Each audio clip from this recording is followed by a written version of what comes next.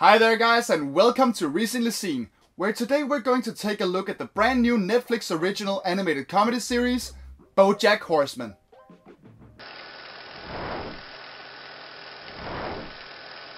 In the 90s, BoJack Horseman, actually a horseman, enjoyed great success as the star of the family sitcom Horsing Around.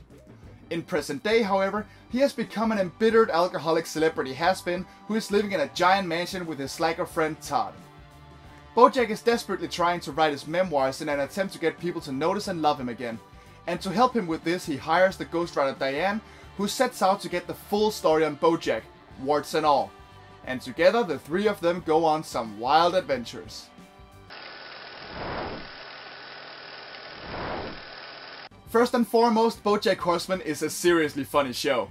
While the characters do get into some wild cartoony situations, the humor is almost always dialogue driven.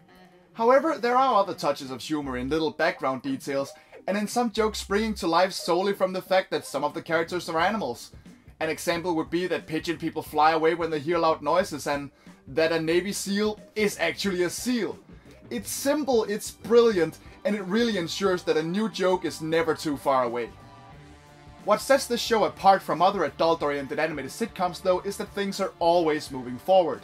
The first few episodes do have a certain status quo, but it's very quickly broken and things very quickly get more complicated as we get to learn more about BoJack at the same pace that Diane does.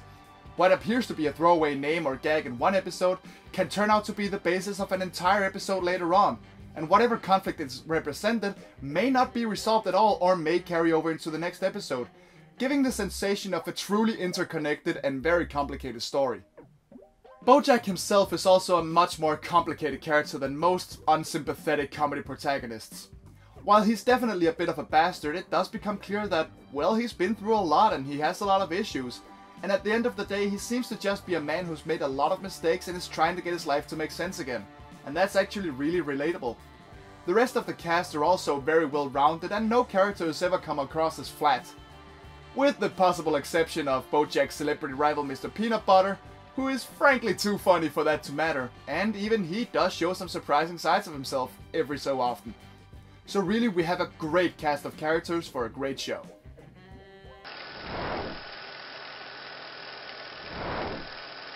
While I mentioned that I really like the jokes that spring to life because some characters are animals, the fact that some characters are animals doesn't really seem to have much of a point.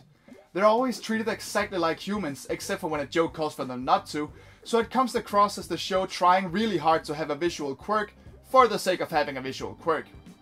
This may be because the very simple art style, which sort of resembles a high school sketchbook caricature similarly to shows like The Awesomes, does not really have much to offer in that regard.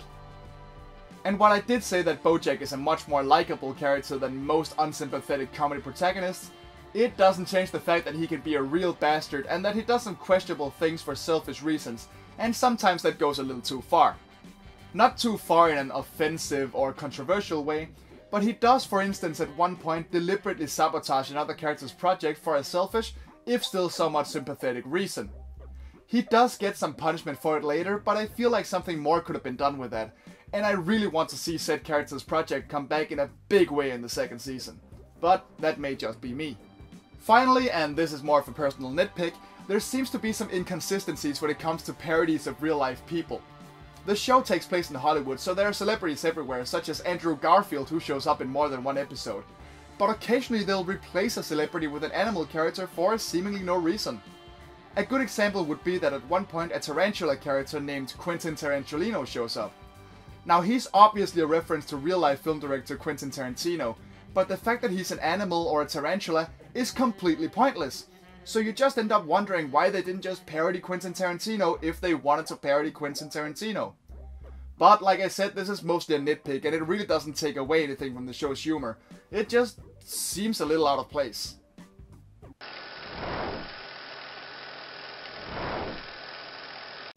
In short, this show is the exact opposite of the sugary family sitcom that BoJack was a part of in the 90s. It's never stagnant, and it is willing to go some really dark places with just about any character imaginable, and indeed with modern celebrity worshipping culture in general. Conflicts never have an immediate easy solution, and every character has their foot firmly set in a moral grey area rather than being explicitly good or explicitly bad. The voice acting is great, the writing is super tight, and while the art style can be a bit off-putting to some people, it does not at all take away from the great story that is told here. All you have to do is get through the first couple of episodes where it seems nothing is developing, but trust me, seemingly unimportant things will come back in a big way later. And besides, a show does need to set up a status quo before it can actually break it. Since this show is a Netflix original, it can only be watched on Netflix, where they have put up the entire first 12 episode season. I highly recommend you check this show out. This has been Recently Seen, and I will see you guys later. Hi there guys, and thank you so much for checking out my little review of BoJack Horseman. If you'd like to see me talk more about movies and hell, even make fun of some, here are a couple videos for you. Go ahead, watch them. And there are actually even more if you click that little YouTube subscribe button there, and you know, if you want to, you can give me a like and a comment. That would be very nice. You can also check me out on Facebook and Twitter, where you can just, you know, see what goes through my head now and then and be updated whenever a new video comes out. Thanks again for watching, and I'll see you guys later.